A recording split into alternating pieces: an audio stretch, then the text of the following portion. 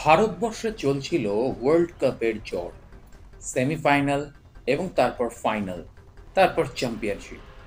তো সেই কারণে ডোমেস্টিক কালেকশনে একটা ঘাটতি কিন্তু থেকে যাচ্ছিল কালকি 2898-এর।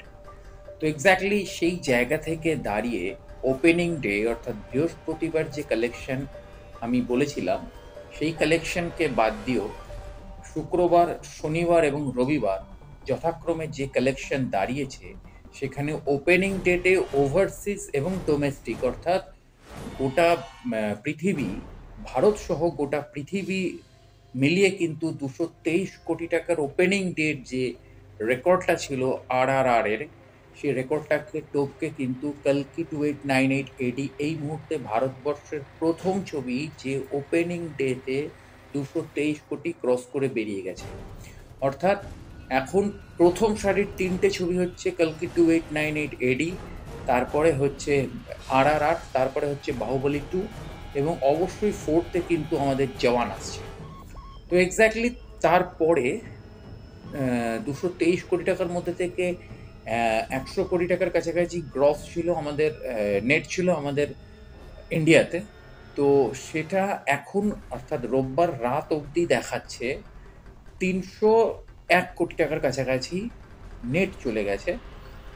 এবং গোটা পৃথিবী জুড়ে কালেকশন এই 4 দিনে ব্যাপক কালেকশন দিয়েছে, বরঞ্চ ওভারসিজ মানে ইন্টারন্যাশনাল বিজনেস মারাত্মক হয়েছে, এবং সবচেয়ে ভয়ঙ্কর বিজনেস দিয়েছে নর্থ আমেরিকা। ভাবা যায় হিন্দু মাইথোলজি এবং তার সাথে সাথে অমিতাভ বচ্চন বা প্রভাসের যে ফ্যান ফলোয়ার, অমিতাভ বচ্চন বা প্রভাসের ফ্যান ফলোয়ারের থেকেও এখানে নাগ অশ্বিনীর কৃতিত্ব আমি বেশি দেবো। কারণ যে গল্প উনি ডিজাইন করেছেন, যে প্লট উনি ডিজাইন করেছেন, আমার মনে হয়, আমার ব্যক্তিগত মত এটা, সেখানে যে কোনো স্টার এসে বা যে কোনো অভিনেতা এসে কাজ করলে ওই লেভেলের মেকিং আর ওই লেভেলের গল্পের যদি ডিজাইনিং হয়, তাহলে সেই ছবি কিন্তু একটা ব্লকবাস্টার হিট দিয়ে বেরিয়ে যাবে।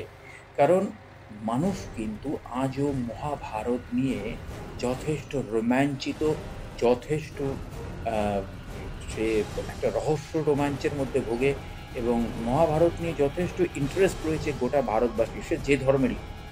তো এক্স্যাক্টলি সেই জায়গা থেকে দাঁড়িয়ে কালকি 2898 AD আলাদা করে প্রভাস বা অমিতাভ বচ্চনের সিনেমার থেকেও অনেক বেশি হিন্দু মাইথোলজি বা মহাভারতের গল্পের প্রেক্ষাপটের এই লেভেলের মেকিং, যে মেকিং মানে ভারতবর্ষের মেকিংকে বিশ্বমানের নিয়ে গেছে, বিশ্বমানের জায়গায় নিয়ে গেছে, এবং পৃথিবী বিখ্যাত ডেস্টোপিয়ান ছবির সাথে যে সিনেমাকে আজকে তুলনা করা হচ্ছে।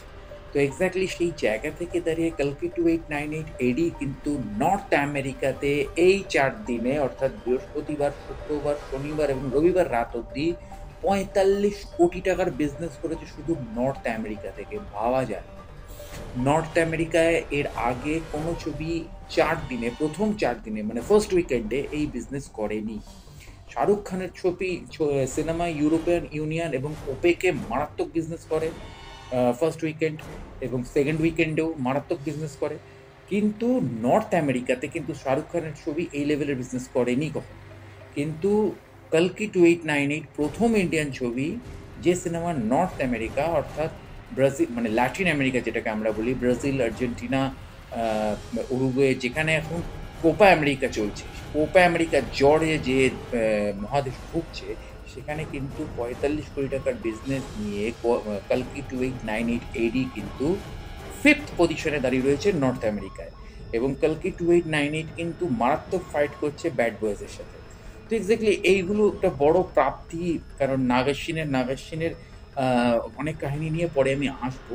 কারণ নাগাশ্বিনের এটা একটা ড্রিম প্রজেক্ট ছিল, এবং মানে বহু দিন ধরে এই প্রজেক্টটাকে অনেকে ভরসা করতে পারেনি, মানে তার ওই লেভেলের ফ্যামিলি, তার ফ্যামিলিও তার উপর ভরসা করতে পারেনি অনেক দিন ধরে।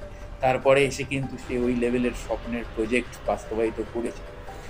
হয় না যে ধরুন বাইরে যদি আপনার হাতে টাকা থাকে, তাহলে ঠিক আছে, সেটা নিয়ে নয় আপনি নিজেকে আশ্বস্ত করতে পারেন। কিন্তু ফ্যামিলির লোকেরা যখন সেই বিজনেসের মধ্যে ইনভলভ এবং তাদের হাতে টাকা থাকা সত্ত্বেও তারা আপনার ওপর ভরসা রাখতে পারছেন না, তখন অবশ্যই খারাপ লাগে। এবং যখন আপনার ওপর ভরসা রেখে 700 কোটি টাকা ইনভেস্ট করে তাদেরকে যখন আপনি ভালো টাকার রিটার্ন দিতে পারছেন, তখন কিন্তু আপনারই সবচেয়ে বেশি আনন্দ হবে। তো নাগা রাখুন সেই প্রেক্ষাপট। অলরেডি এই 4 দিনে ডোমেস্টিক এবং ওভারসিজ দুদিকের মার্কেট মিলিয়ে ৬৭১ কোটি টাকার বিজনেস ডান হয়ে গেছে কালকি 289880 রোববার রাত পর্যন্ত, অর্থাৎ ৩০শে জুন রাত পর্যন্ত। আজ 1 জুলাই সোমবার থেকে নতুন মার্কেট স্টার্ট হচ্ছে এবং নতুন উইক, নতুন উইকেন্ডের দিকে দেখা যাক কালকি 289880 কি লেভেলের বিজনেস। দেখা হচ্ছে পরের ভিডিও। নমস্কার।